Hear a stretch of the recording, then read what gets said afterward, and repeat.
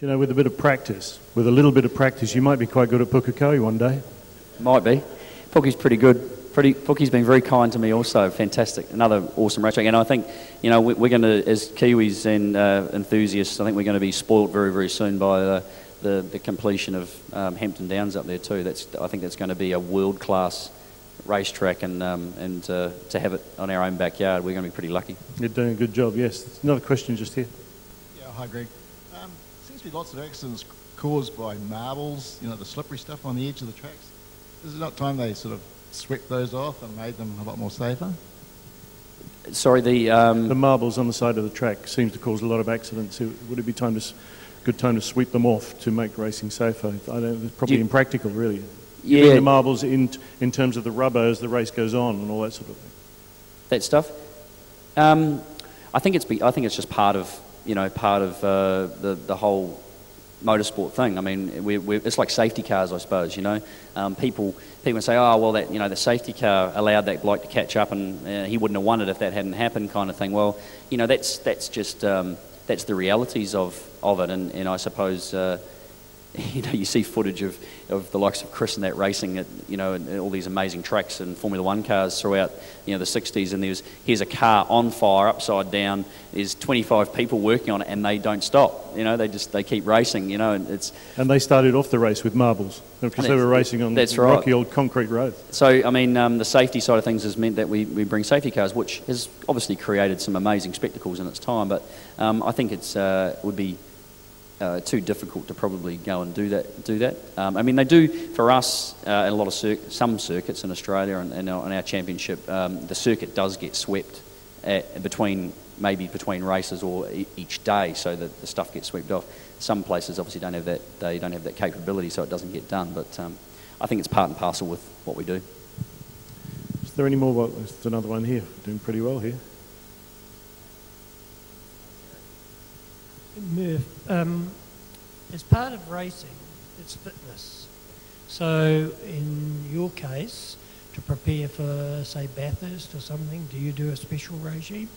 There's nothing special for Bathurst. When we used to race and in the championship, and we used to have 3 20-minute races on a weekend, that was used to be what was the norm for a championship event. You know, so 3 20-minute races, I mean, it really wasn't that difficult to do.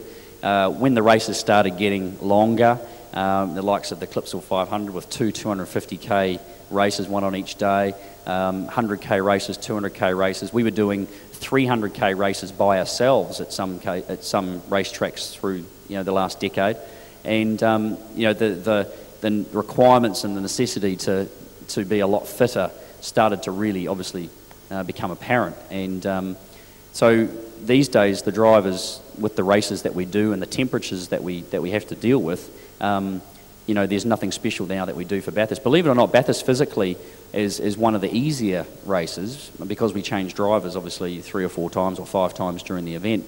You're in the car for an hour 20. If you have to do a double stint there, you start to realise how difficult it is. But other than that, it's actually physically not too bad. Mentally, it's probably the most demanding race that we have all year, other than the Clipsal 500 race. So mentally, it's very, very tough. And obviously, if you're physically fit, generally, you know, that helps your mind work a little bit better as well. So, I mean, the difficulties with our cars is, as you say, is the heat inside the car. So, you know, if it's a 30-degree ambient day outside, the norm will be, the temperature in our car will be 55 to 60 degrees inside the car. That's just the norm. You know, there's nothing we can do about that. The heat soak coming from the engine, the exhaust, and the gearbox, and everything underneath the car just soaks into the body shell, and then it just radiates into the car. And you know, we wear cool suits and the likes on the races where we don't have to do driver changes, which pumps cold fluid through a vest scenario on our bodies just to try and keep our core temperature down. But I think it was this year, I think it was last year, Todd Kelly's car at the Melbourne Grand Prix. It was a horrifically hot day, weekend there. I think it was high 30s, might have been way up, it was 38 degrees or something. They recorded a temperature in his car of 71.5 degrees while he was racing. So, you know, that's the problem that we have to deal with. It's the biggest issue to deal with. You talk about long distance races in V8s, but of course 2 drivers, 5 changes, go back to Le Mans. That must have been a very difficult thing to do then.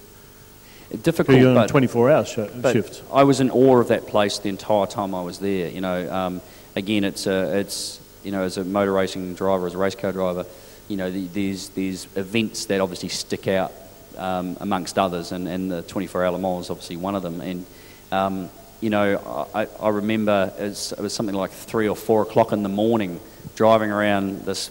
It's 14 kilometres long to get around Le Mans. It's just the most incredible circuit. And the middle of the night, you know, because it takes 4 odd minutes to get round.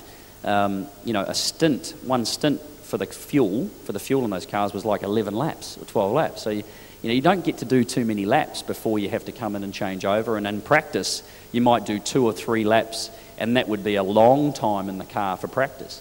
So by the middle of the night, I think it might have been my 2nd stint or my 3rd stint or something, you know, it all of a sudden it started to make sense. It started to flow. It started to get to understand the track and their little idiosyncrasies that it had.